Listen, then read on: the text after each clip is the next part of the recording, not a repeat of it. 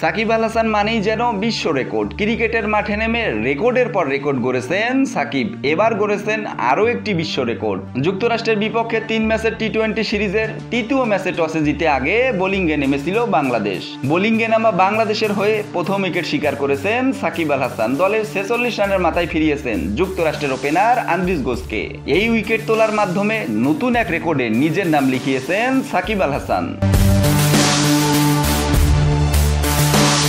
আন্তর্জাতিক ক্রিকেটে সাকিবের উইকেট সংখ্যা এখন 700 হয়েছে। সব মিলিয়ে আন্তর্জাতিক ক্রিকেটে 1400 রান এবং 700 উইকেটের রেকর্ড আছে শুধু সাকিবের। এখানে সবাইকে পেছনে ফেলেছেন বিশ্বসেরা অলরাউন্ডার। 2 ওভারে 19 রান দিয়ে 1 উইকেট শিকার করেছেন সাকিব। সিরিজটা অবশ্য একদমই ভালো যায়নি বাংলাদেশের। সিরিজের প্রথম 2 ম্যাচে জিতে সিরিজটা নিজের করে নিয়েছিল যুক্তরাষ্ট্র।